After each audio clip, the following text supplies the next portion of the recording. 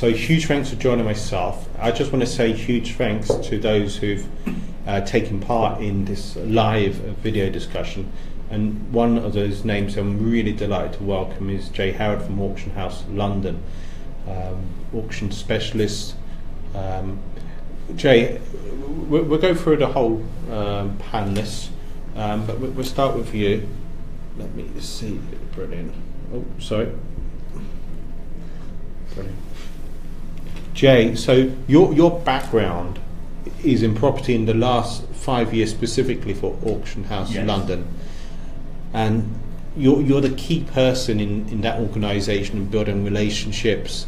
Auction House London is, am I right in saying it's a franchise? Yes, we're a franchise, so we're part of the Auction House Group. There are 38 of us, I think at last count throughout the country, and we are the London basis for that. So, Lawrence, just to swivel the camera's on you anyway, but thanks for joining myself. Can you just, phenomenal PR you've had in the last 6 months. So Daily Mail, or Mail Online technically, the Mirror, Sunday Times, but the thing which really got my attention was Time Out magazine. So we'll come back to you in a moment or two. You're primarily involved in service accommodation, is that right? I am, yes, and I also buy property in London for pounds for a football ticket. Brilliant. So we'll swivel the camera around. Oh, there we go. So Manish, huge thanks for joining myself as well. You gave one of the most interesting presentations I've seen for a long while. I have to admit, Jay did as well. So huge thanks for saying yes to this.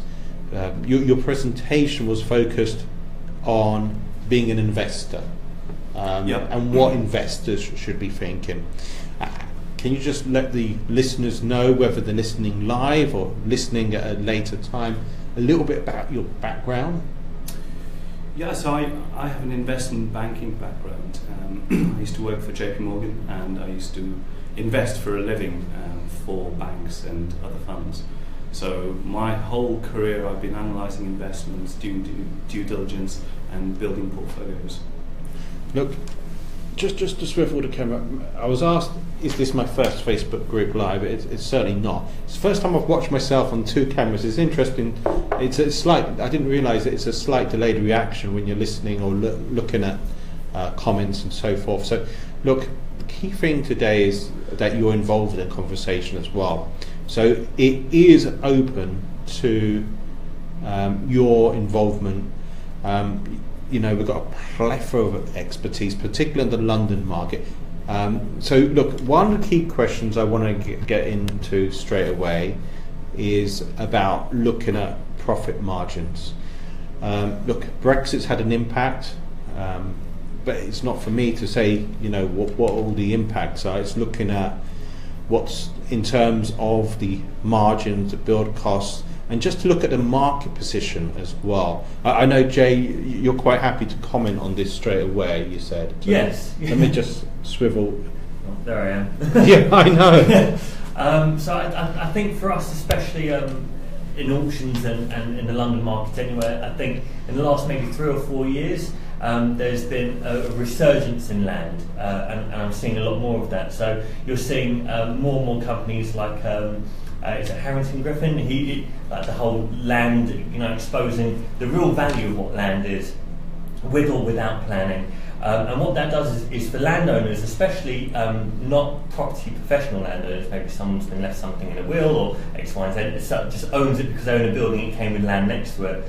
It really is bringing to the fore what the value of the land is, and it's with all things like this. Once people know there's a demand, the supply has to match that, but there's too much of a demand in supply, so people are pushing their prices up. Manish, just to get your perspective as well on this. So in terms of looking at margins, looking at London, because that, am I right in saying most of your, I know you're from Leicester originally, are most of your relationships with your other investors and what you do yourself primarily in London, or? Most investors are London-based, but I have investors that I speak to and I work with all over the country. So on the investor base, it's predominantly London-based. In terms of developers, they're nationwide. Sure. Lawrence, service accommodation is one trend. I did hear someone who said more or less he doesn't really see it as a strategy. I didn't get involved in the conversation whatsoever. I have to admit, I do see it as a strategy. People are here, 28 million, don't quote me on these exact figures, but figures do change all the time. 28 million tourists every year come to London. Not everyone wants to stay in a hotel, for starters. People are looking for unique locations, different locations. Of course, service accommodation is more than just tourists as well. Who's your typical client, though? Yeah, I started as a tour guide on the open top buses, so I automatically, when I finished that, thought that London is one of the greatest cities in the world to visit. It's always in the top 3 locations, so that's why I thought my first ever buy-to-let property, I basically turned it into service accommodation 10 years ago. And that's what I've been doing. So it's mainly kind of. And am I right in saying King's Cross? Yeah, near to King's Cross station. And do you look at a particular distance? Is it, if it's a certain distance from King's Cross station, just too far, or? Yeah, well, this particular property is about a 20-minute walk. Wow. So that originally concerned me because the best serviced accommodation, in my opinion, is maybe 5 minutes walk, 10 minutes Definitely. walk from the tube station. However, it's been fully booked for the last 10 years, and we mainly have a lot of families that stay there, couples, children, or friends as well. And look, service accommodation is an interesting strategy. You've raised your profile, I mentioned briefly. Let me just get the names. Mail Online is the easy one. Mirror, Sunday Times, Time Out. Now, obviously, you've been involved in terms with PR companies as well. They've supported you, but to get that amount of publicity in a one page in Time Out is phenomenal as well. There's people who've done extremely well in the last couple of days as well. I saw Nicole Bremner post something yesterday. Good, there's no other finance company here, so I think I can mention it. Is it Oak North Bank? Have you seen that? So it's a relatively small lender. And it's interesting she's had funding from them, but it's interesting also she got publicity from 8 different sources, both online and offline yesterday. I think she said it was the largest amount of publicity in one day that she's received. Now, of course, Nicole is very savvy in terms of social media. People are very savvy as well in using social media, or even if they're not using social media, knowing where they're going in terms of their marketing brand direction. So I know you've got your book out, How I Bought 3 London Properties for a Football Ticket. Having a book I'm sure helps as well, but it's amazing to get that phenomenal amount of interest in national media. Look, I know you, Lawrence, from a long time back, so I'm really delighted, but how did the national media find your story last year? I saw you post something around Christmas time. Yeah, for me it all started when I went to a Phil Collins concert at the Royal Albert Hall in London last year, and one of his songs is called Another Day in Paradise. It just resonated with me about trying to help a homeless person. So last December, 20 years ago now actually, I first moved to London and I had nothing. So I slept in my car, didn't have any money, couldn't afford to get any property to rent it. So it just took me back to 20 years ago when I was living in London. And so I just wanted to try and give back. I had a property, the same one in King's Cross, that was empty, and I just wanted to try and help someone in need during the winter time. And so I just posted a little video on my Facebook page, and it got about 12,000 views. 12,000 views? Yeah, and that's the first video I've ever posted. Well, that's impressive to get 12,000 views on your. Was that using sponsored? No. I just organic, but that's when you got the media attention as well. Yeah, so I basically just film myself, just saying, hi guys, hi everyone, I'm Lawrence, I'm just in my flat here in King's Cross, it's very cold, it's winter time, I just wanted to give back. I just wanted to help someone that's homeless on the street right now by giving them this free property to stay in over Christmas. And so if you know of anyone, or if you'd like to share it to try and help someone, and loads of people shared it. And I think that's where the momentum came from, and that's where the Mail Online picked up the story. And then other newspapers kind of picked it up after that, and then I found a homeless lady with her 3 children, and Sunday Times picked up on that, and I think it kind of grew from there, really. So, PR, huge thanks for joining me, and joining Lawrence, Jay, and Manish. I just wanted to bring up something which Piotr said this morning. Let me swivel the camera around and make sure that's good. Yeah, brilliant. Piotr said, and I have to admit, I didn't know this. I don't know what Piotr used some abbreviations as well, but it's about the ID. So even if you're not actually purchasing at the auction on the day, to be in the room, you need. Is that right? So I mean, to a certain extent, a lot of auction companies have been doing this for years and years and years, not under the guise of legally having to do so. There are a lot of we last year, before the AML requirement from the HMRC came in, we were a public auction and no registration was required. So no paddle, any human being could walk into the room, put their hand in the air, come to the back of the room, obviously with their ID in tow, with their deposit, etc., exchanging the property and leave on their merry way and have an amazing time. Now, every single person that walks through the main foyer of the auction are asked the question, are you here to bid? If the answer is yes, please fill out this form, let us have a look at your IDs, move forward. If the answer is no, just looking to see what goes, it's my first time at auction, go on, have a sit down, have a look, whatever you do, don't wink, don't blink, don't talk to a friend, don't wave someone over to show them where you are, you can buy a property. And it makes a lot of sense in terms of, actually the government is highly underfunded, the banks aren't in a position to do anything about money laundering to a certain degree, so they have to pass it down to where the transactional value takes place. For the HMRC, I guess, I don't know what figures they have, but I guess they imagine that a lot of money laundering, etc., investment from abroad, from potentially politically exposed persons and things like that, does come from property transactions, luxury car transactions, all these different things. So what they're doing, I guess, is they're basically hiring, without paying anyone, the whole of the property industry. This goes out to estate agents, to auctioneers. The main change for auctioneers is now, technically, although we're still a public auction, we're all forced to do some kind of registration at some stage or another. And so for us, the best way to do it is at the point of entry. But we only really need to take physical copies and process them if they are the successful bidder. So it's just another layer. And in fairness, it protects us, and it protects people that may be having their identity stolen. So it's been, I suppose that's a good thing about identity stolen. Look on the positive side.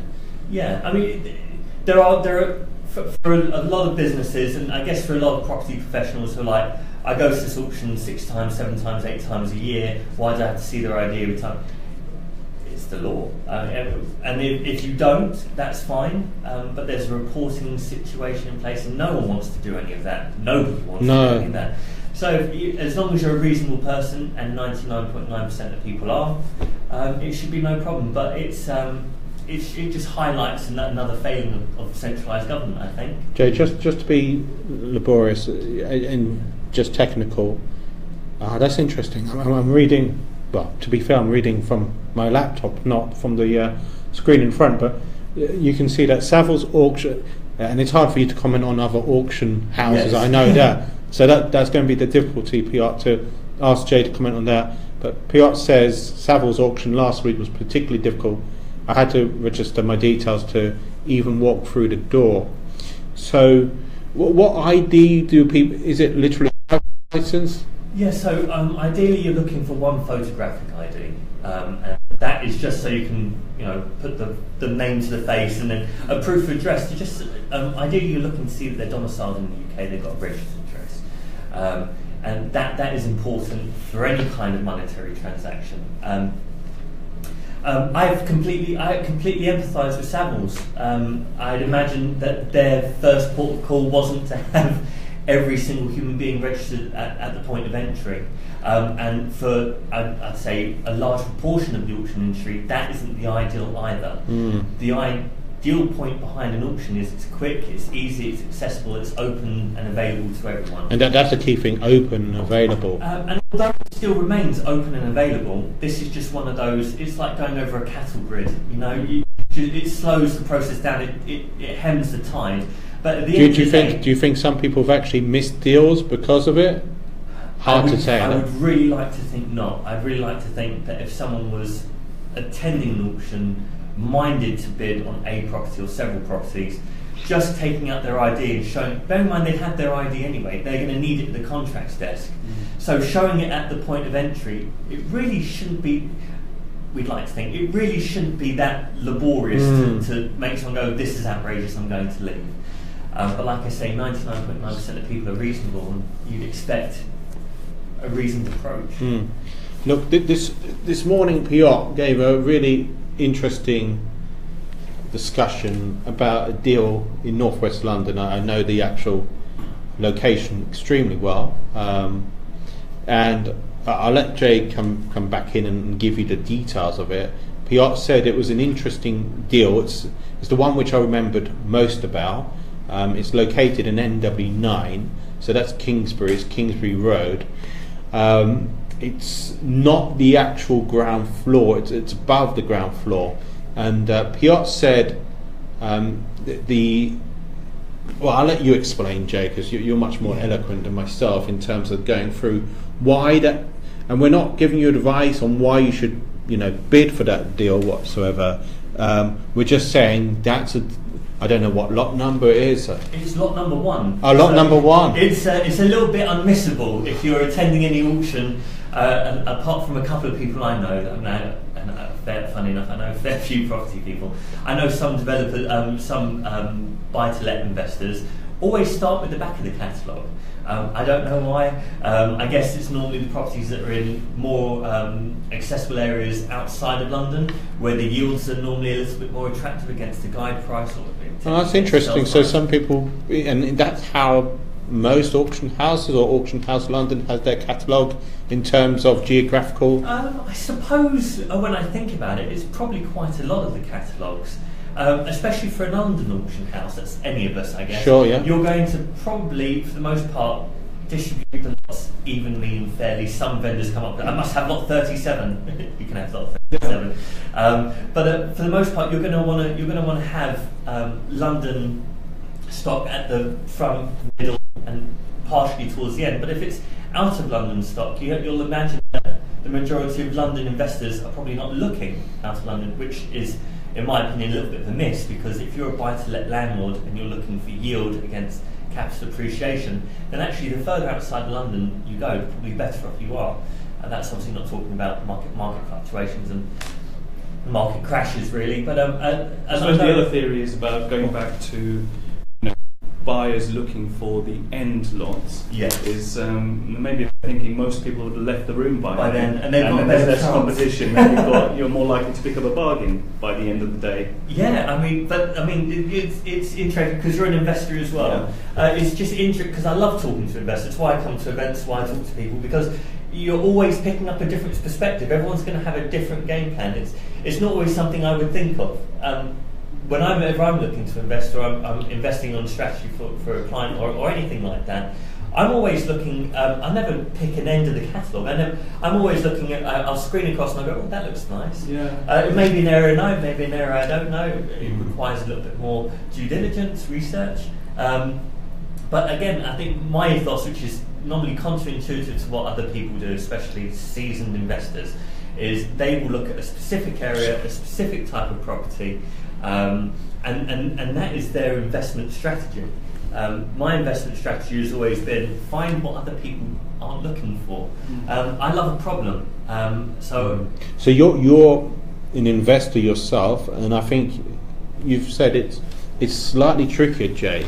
So you have to go through a slightly more laborious procedure. Oh, if I was to bid at a property auction, yes. I mean, it wouldn't ever be anything I would want to do.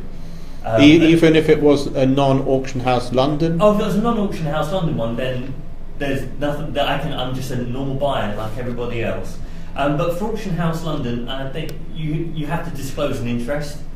That can have two effects. Like most things, some people think, oh, it must be a really good property if one of their own wants to buy it, and some people think, oh, maybe it's been something's wrong with it, he's just trying to pick it cheap, and there's no way of knowing which way it'll go. Not to mention you had the arguments with vendors saying, oh, maybe you valued it at this price because you wanted your friend in the office to pick up, and that's not what auction is about. It's supposed to be open, unfettered. So I would never, no matter how good the deal looked, I would never approach a property at Auction House London. For me, only because I worked there. But I would look at other auction houses, maybe even within the franchise. There would be no restriction there either. Okay.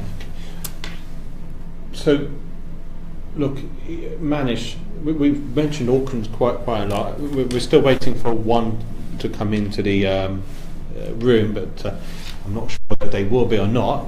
I'm not checking any ID or anything like that, so that's not the restriction. So, have you been to auction? Have you bought auction yourself? I have been to an auction. I've bidded at an auction. I have never been successful because the times I have been, I got outbidded. So, what advice would you give to people looking at buying at auction? What was your process that you went through? It's the standard thing. So make sure you view the property. You've looked at the legal pack. Make sure you're familiar.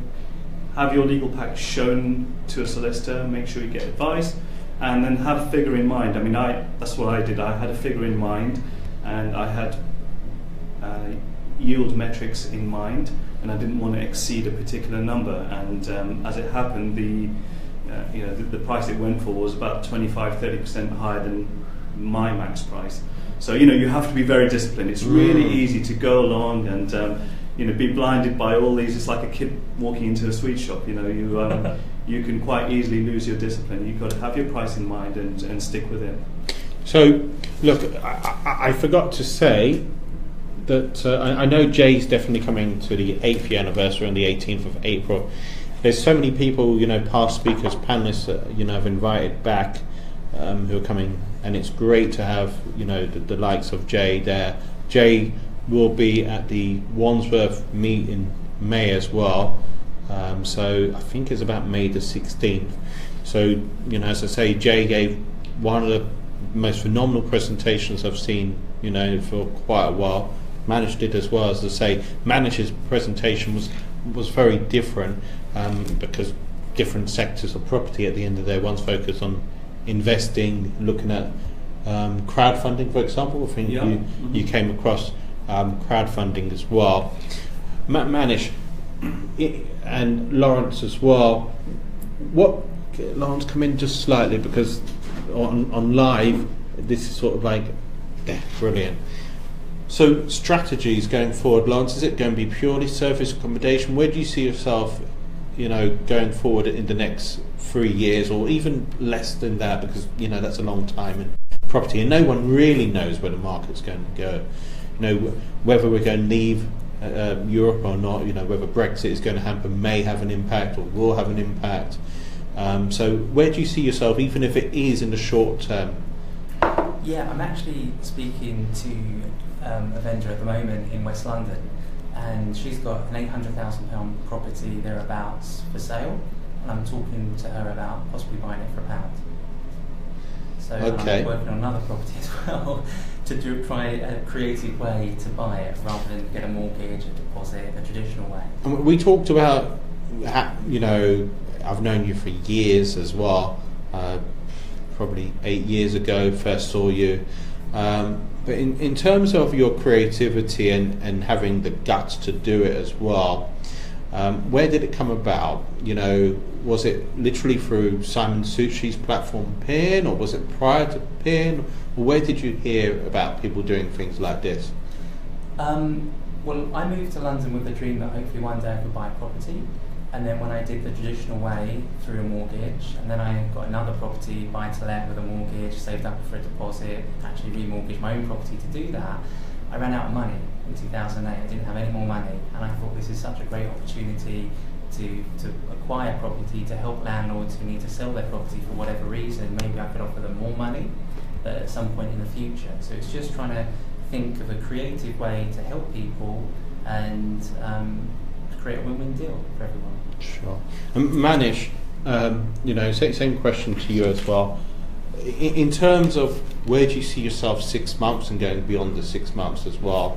Is it, we haven't even given you a website, sorry, so if you can just remind the listeners how, investlikeapro.com, is that right? Investlikeapro.co.uk. .co.uk. Yeah. So .com's not with you yet? It's not with me yet, no, somebody else has got it. Okay. So, look, that's one of your core businesses, building that brand. What is that brand? So people who haven't come across you, people who've just joined us now. I know you've got a long background in terms of investment. You mentioned the companies which you've worked for, but in terms of the next 6 months going forward, and in terms of how people can build a relationship with you, Manish, as well. Yeah. So my background is investing in development, so that's what I've been focusing on over the last year or two. So investlikeapro.co.uk is really a manifestation of what I've learned and the due diligence processes that I go through and putting it all out there. I don't want to interrupt you too many times, but some of the learnings, would you have learned anything from my summit in January? I think you Absolutely, yeah, it's highly recommended. So go on to Brendan's Summit, you learn so much about development. And make lots and lots of contacts. Who was the most important contact there? Brad, would you say? Well, I knew Brad from before, so people like Brad, Ryan. And Brad Lazarus, Ryan Carruthers. So yeah, those guys are some of my biggest. They've had some of the biggest influences on my career in terms of property and in terms of Invest Like a Pro, and those guys are great, and Ryan's a great developer. How did you come across Ryan? Because he's based in Lincoln. I know John's invited him down to London. Was it simply John Corrie's meet, or prior to that? I actually came across Ryan through Brad Lazarus, who I've known for a little bit longer, but I actually know Ryan through speaking to him about a potential development deal as an investor. And I didn't know him too well at the time, and he always tells people that I came a huge that's what he says. And that was great because hopefully that was a good learning for him. But he came through it with flying colours, and I was just doing my normal due diligence, and asking about. Deal was, if I remember, I think it's. Do you remember what it's called in Lincoln? I'm going to say the nursery, but something like the nursery. I don't remember what it was called. I think it was a pub conversion from memory. Oh, it's the pub conversion. This is about 2.5 years ago. So this is the one which Ryan won the Deal of the Year, I think at Property Investor Awards. So so I thought it was the more recent one, which he's raised money for. That's the wildlife you're thinking about. That's it, the wildlife, yeah. Which he's just got planning permission on. And this is a great example, actually, while you're on the subject. It's a great example of somebody who focuses on their area. So the kind of developers I like to work with and invest with are people who focus on their particular niche. And that niche could be geography. Ryan's is Lincoln, he knows it inside out. It could be a sector, could be serviced accommodation, buy-to-let.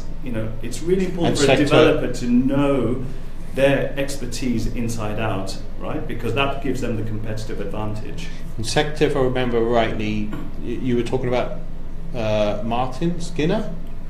Yeah, so his expertise is microflats. Yeah. So that's one example of an expertise. Nick Carlisle Hotels.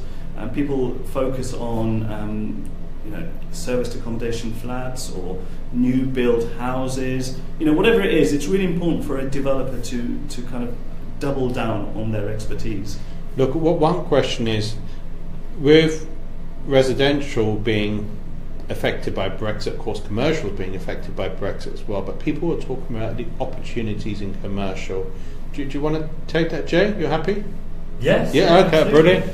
So let me just swivel the camera around. So in terms of your catalogue, how many deals would be commercial, or is that not the right question to be asking? It's more What type of commercial deals would go through the catalogue? We get a great opportunity to deal with many different types of commercial things that I guess you'd normally see with a very bespoke kind of commercial agent. Our catalogue is traditionally 70% residential, 30% commercial. That includes land and development, things like that. There are always some interesting bits. So to highlight something in the current catalogue on Dartford Road is Dartford Road in Dartford. Yeah, it's an end of terrace, 2 double fronted shops with basements, and above are residential flats. The development goes across to the end and then down to the side. It's a massive site. I mean, it screamed. One of the commercial units is vacant, so in terms of the ERV or the rental potential, it's a really good investment. It's also the kind of thing that I recommend to people. If you are a residential buy-to-let investor, buy-to-let landlord, and you are thinking, I'm going to maybe try and look at different elements to kind of maybe recession-proof my portfolio. I mean, some people always tell me I'm putting 5 or 10% in freehold ground rents. I'm just going to leave them there. I'm going to forget they exist. I always like to look at mixed use, especially if it's got mixed use with potential development. I find those really exciting. And in terms of recession-proof or maybe in a downturning market, which I don't believe we're in, I think we're in a what I like to call a limbo market. I prefer an up or a down. Just for the love of God, don't stay the same. Did you see a limbo market for London or? For London, if you're looking at home counties, they're really strong. But this happened again in 2008. If people have had their property journey for that length of time, I'm one of the unlucky few that have been around that long in the property market. It was one of these slow. It was kind of like just a drop in the ocean, a pebble in a massive lake, and it's always at the epicentre for London for some reason, or for very obvious reasons, and then just slowly ripple down.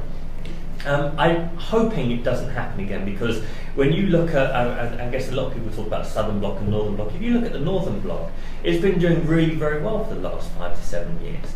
And I'd like to see that continue. I'd like to see it almost have a separate kind of ecosystem to the south, to London.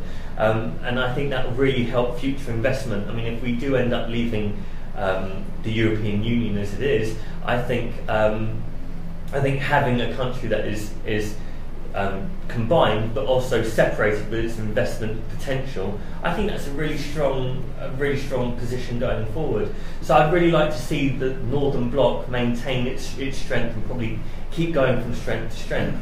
That would be really nice for me to see. But going back to the initial question, I think commercial property, I don't own any standalone commercial property. Mine are always have been mixed use, so residential. It's a safety net for me. That's my thing. Do you want to explain about the safety net, Jay? Just to elaborate. Yes. So if, for instance, the commercial element goes vacant, the residential is likely to be strong. If affordability, rental affordability becomes, well, I guess we're getting to that point anyway. If it becomes unrealistic, the commercial will always be able to back you up, because the commercial will have some degree of strength. And it's just having that. Do you look at that as a strategy? You prefer mixed use rather than resi, or? Yes. If I was given the option, I would definitely want to see. I like diversification, and you can easily diversify something. Say like the property in Dartford Road is coming up into the next auction. The basements are being used for offices, but not efficiently. So much more can be done with it. So it's taking a relatively raw asset that is producing an income. It is yielding up quite nicely. It's a gateway into the London area of Dartford. You've got the Dartford Crossing. It's Kent, which is a home county, but it's still really accessible. You don't have to drive out too far to get to a nice part of a countryside, if you want to take the dogs or go for a walk with the kids, whatever it is. But it also has the residential flats above. Do you know what lot this is, Jay? Oh, you would really be testing my really be testing my knowledge on that one. Off the top of my head, no. Okay. I don't know a lot more. You may be able. Well, there you go, Garland House, lot number 33, So 177 to 179 Dartford, 1.9 million. So I will include in it makes sense in this Facebook live just to add the link so you can see what we're talking about in terms of the Dartford Road. So I'll just add link about Dartford Road. Let's come back and manage just to go back on the commercial as well. Do you get heavily involved in, or your investors in commercial? What do you look at? Yeah, I always tell people to diversify, like Jay just said. It's good to have a diversified portfolio, and sectors are really important. So residential, commercial, hospitality, so hotels. It's really important for somebody to have a diversified range because government policy has been moving against the residential sector, right? So that's yeah, you see that. You've got some competition there, Rod. So yeah, it's good to have a diversified portfolio because the government has been moving against the residential sector, as you know, with stamp duty increases, tax changes, and commercial is somewhat sheltered against that. But on the other hand, you've got to be aware of the risks. So within commercial and retail in particular, there's a lot of competition from the internet. So Sure. There's a lot of empty shops lying around as well. So you've got to pick the right location. And also use class as well is vitally important. Can we just bear with me and let me just swivel the camera around. So going back onto used class. Yeah, so certain commercial properties have certain use classes. So one would be retail, one would be restaurant or takeaway, one which is highly prized, one would be office and things like this. But it's a case of understanding how to manipulate those different uses legally and effectively to your advantage. For instance, if it is office, you've got permitted development rights. You can do office to resi if you think that would yield you up even more, or it would add additional value to the site itself. If it was, Wouldn't the argument, and I don't want to be too contrarian, but people talk about, it's a stretched market. That's been done. Yes, but at the same time, there's a housing shortage, and a lot of people do see. I mean, when you're talking about developments where you're developing maybe a commercial property and you're creating residential, I think you talked about the Crothers earlier on, and his from the you're right, house yeah. across. There are so many beautiful, well-constructed commercial properties out there, especially like Victorian age and things like that, that when they are actually converted into residential, they're for me they're a premium, and I think they command a premium. And I think if you're it's also, I mean, whenever I talk about property and I'm at one of your events or someone else's events, I'm always talking about if you're going to look at buying a property, you're not buying that property, you're buying your exit strategy. You need to know whether if you're going to buy this and it's yielding X this year, that's fine, but it may be yielding X this year. And if you're never going to sell it, it'll be yielding X this year for every year, going up and up and up and up and up. So the purchase price for me in those situations is almost immaterial. If what you're doing is you're buying, you're refurbing, you're refitting and reselling, then the purchase price is a little bit more important because you've got your in cost, you've got your out cost. You then have to specify it to this particular market in the area that you're looking for. And it's the same with mixed-use residential and commercial. I know a lot of people that would buy mixed-use residential and commercial, and they would break it up. So, for instance, the Dartford Road that we're talking about, apologies, Rod, mixed-use development one that we're talking about. This is an unbroken freehold. There are strategies out there for people that would go in and go, that's perfect, I'm going to buy the unbroken freehold. What's my break-up value? How can I take those 3 one-bedroom flats and create 99-year leases, or the 3 two-bedroom flats 99-year leases, or can I sell the commercial off on 999-year leases, and I can just sell myself completely out and keep the freehold. That way you then reduce your risk to reward ratio. I mean, on the face of it, this particular one, you've got a gross yield of 3% on this, right? Yes. So you're kind of relying on adding that value absolutely to that. Yeah, I mean, and even the combined potential ERV, if it were fully let, I think you're looking. I think it ends up about 5-ish%. But that's it. If you were just an armchair investor sitting back going 5% on this for the rest of my life, with no hassle or limited hassle, is a fairly decent deal. But it's horses for courses. Myself, I'd be looking to do something a little bit more ambitious with it, and I think I would be quite successful in that, even if it was just a breakup value, because then the yield to me means next to nothing. But it depends on your investment strategy, not just on the in, but how you're going to treat that why are you buying that property, how you're going to treat that property in the lifetime that you have it, and who are you going to sell it on to. That's vitally important, because buying a property with a margin in it is perfectly fine, so long as the people that you're marketing to find that margin acceptable. Yeah, it's your exit strategy which is really important. Absolutely. You've got to have multiple exit strategies when you're entering I into work these a deals. minimum of 5 exit strategies. I need to know that this is my primary 2 or 3. Jay, sorry. So look, this is getting a few mentions from Rod. And this is not supposed to be a plug for Auction House London, but it is. No. But You're doing quite well for that. And we haven't even. There's how many lots? 100? Am I right? 109. 109. Yeah. So that's interesting. So that's going to be quite a long day. Yes. From my understanding, anything over 100 is significant.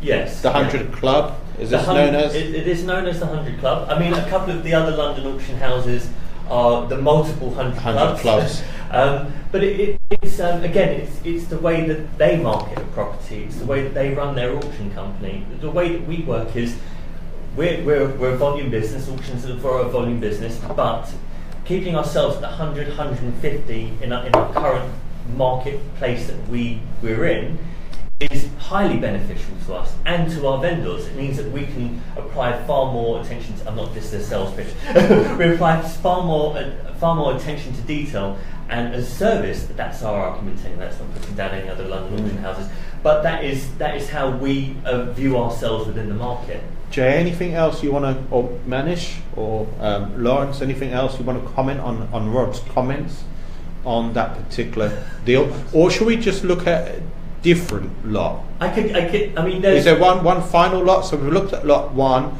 lot 33. There's another one, Harrow View, which is another interesting one. Do you remember the lot number, Jay? It is somewhere in the catalogue.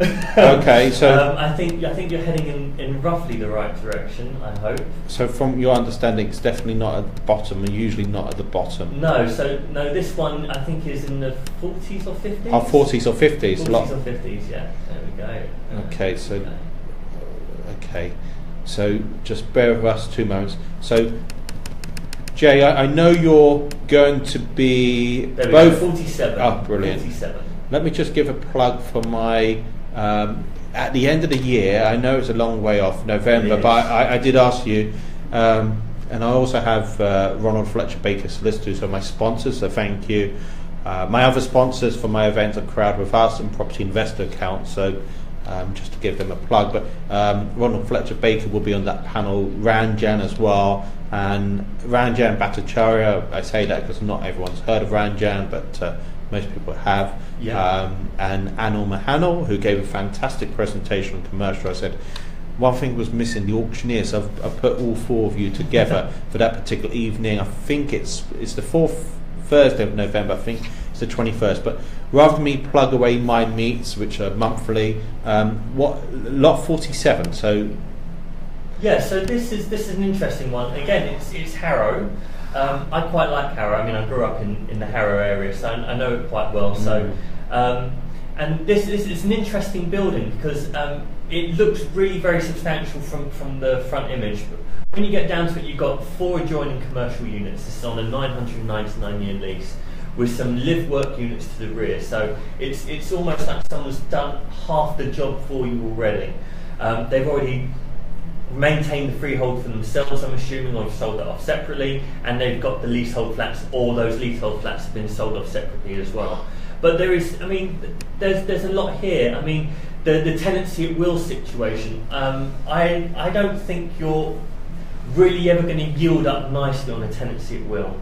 And I see a lot of those tenancy at wills. I am a big fan of getting someone in there for the 5 to 10 years, FRI or IRI, because the chances are... So for those who've not come across those abbreviations, Jay. So it's fully repairing and insuring leases, and IRI is insuring and repairing leases as well. So they, for me, are probably a little bit more added value. And the benefit of finding something like this at auction, in any auction, and you will find tenancy at wills and Allsops, Savills, Fine Marks, all these other auction houses, is it gives you room to add value, doing, in my opinion, very little. It's renegotiation, restructuring the asset as it stands. And I think even if you were to do that, get everyone on an FRI or an IRI and then resell, even if you're looking at a lower level covenant or someone that's an established local trader, what you're doing there is you are really adding a degree of value with very little cost. And that's something that I quite like, especially with a residential commercial split. And for the one that we were just talking about there, the Harrow View, it's a live-work unit, so technically not residential, technically not commercial, but it's got a lot of potential, I think, in the future to be one or the other exclusively. Look, I'm going to swivel the camera. I'm being told off by Rod again. Yeah. Sorry, Rod. Look, I'm going to swivel the camera around. So I think Manish said, was this my first time? It wasn't. It's the first time to have an auction house here, so it's been interesting. You know, I've had Augusta Oyonki Lumia, finance broker. A huge thanks for Lawrence. Is a brand new panel for this afternoon. Look, I just want to say huge thanks to all of you. Lawrence and Manish, I just want to give you a couple of words, or Manish. We've told how people can connect with you. What opportunities are you open to that you can admit in public? So narrow that down a bit. So investlikeapro.co.uk. Who should look at the website?